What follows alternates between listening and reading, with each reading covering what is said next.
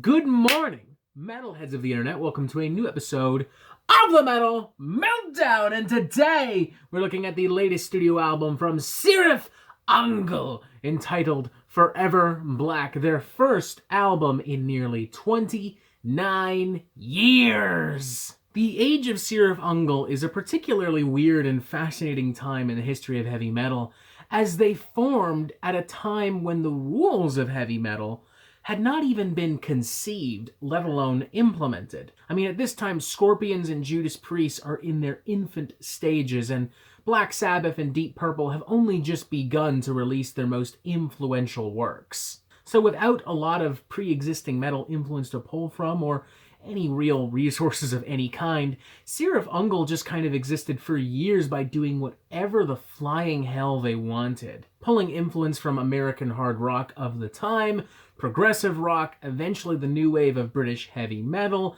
as the decade continues, slowly but surely building up to the band's official debut album, 1981's Frost and Fire, an album cemented now in history thanks to its insane fusion of sounds and techniques. Its dry, howled vocals, its epic metallic guitars, its lo-fi, minimalistic sound.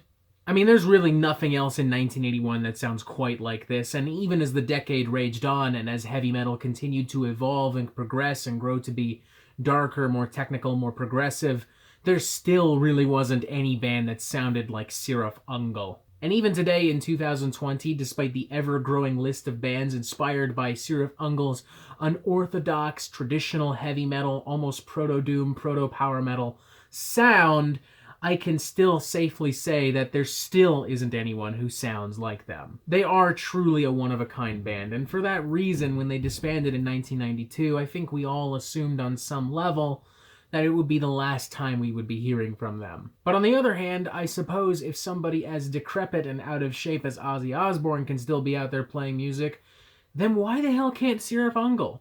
Why the hell can't these champions of underground metal have another shot at glory in 2020? That is the exact mentality of this album, Forever Black. It has absolutely no interest in the modern conventions of heavy metal. It is not concerned at all with how the genre has evolved or how the subgenres that Cirith Ungol may have inspired have evolved since their own time. Their only goal on Forever Black is to bring their unconventional yet thunderous heavy metal sound to the 21st century, warts and all, with fire in their lungs, beer in their guts, and spirit in their songs.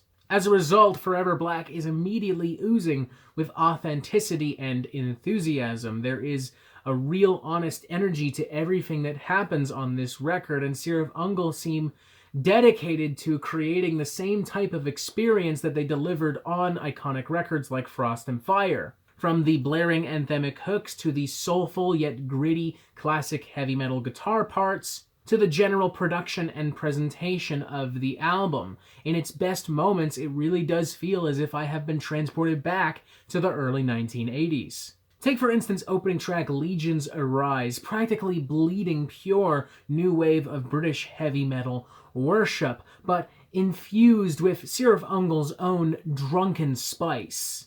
Or on the track Fractus Permission, a track littered with gritty, dirty, nasty, razor-sharp guitar riffs from start to finish. Or on one of my personal favorite tracks, Nightmare, an ominous, sinister, subtly progressive little monster slowly building on mid-pace riffs and eventually unleashing with demonic assaults of vocals and guitar onslaughts. Their dedication to the classic Cirith Ungol sound, and for that matter, the classic heavy metal underground sound of the early and mid-80s, is nothing short of remarkable. And as we've noted, it mostly pulls off, but there are some aspects of Cirith Ungol's sound that at this point in 2020 feel underdeveloped and in some cases unnecessary, with Tim Baker's vocals being the most obvious example here. His elastic and theatrical performance might have been unique in 1982, but in 2020 he sounds more like a homeless madman who has smoked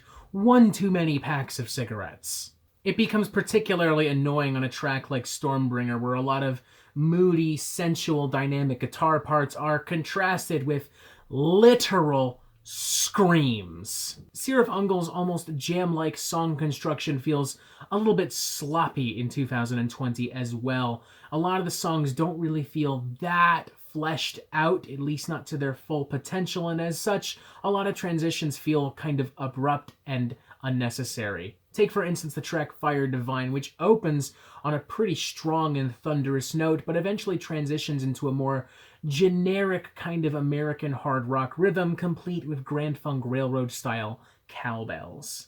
And while this isn't necessarily Cirith Ungol's fault per se, not directly at least, it is worth noting that throughout the duration of this record, I am reminded of more modern bands that have taken some of these sounds and styles and developed them into something much more dynamic and innovative. The track Frostmonstream is a great example. I found that as I focused solely on the instrumental part of this song, I was very quickly reminded of a very lo-fi version of something that might have been on Apocryphon from The Sword. There's nothing objectively wrong with sticking to the sound that made you famous, but I don't think it would hurt to develop and fine-tune in the areas where need be, because as such, Cirith Ungol begin to sound like an imitation rather than an innovator. I've seen this happen to Venom, I've seen this happen to Anvil, and I really don't want it to happen to Cirith Ungol. I don't want to see them stuck in this rut. I don't want to see them being disregarded as a relic of their time while the genres that they helped create evolve beyond them and eventually forget them. But to be fair, that's a debate for another time. The most important thing is that Forever Black, more so than any albums from the aforementioned Venom and Anvil, deliver on the promise of authentic, in-your-face, heavy metal. They give the fans everything that they have been asking for, and those are really the people that need to come out of this satisfied, and I think they will. I'm going to give this album a 3 out of 5. Not a particularly enthusiastic one, but a 3 out of 5 nonetheless. This is far from a perfect album, but I think that that's kind of the intention. It's just kind of supposed to be this raw, nasty, gritty, classic underground rock and metal record for the people that have followed and supported Cirith Ungol after all these years, for the people that perhaps feel alienated by the more modern wave of rock and heavy metal music. An argument could be made with that in mind that this is arguably pandering to them, but hey, if you're going to pander, you may as well pander to the people that will buy your records, especially as more and more bands are selling less and less records in the wake of COVID-19. Would I recommend this to younger listeners? That's tougher for me to say. I'm not sure how much of this would resonate with a more modern crowd, but I would say give it a shot, even if just for acknowledging the weirdness and the importance of a band like Cirith Ungol. It won't change your life, it won't blow your mind, but for those of you out there looking for a more honest, authentic, gritty take on rock and roll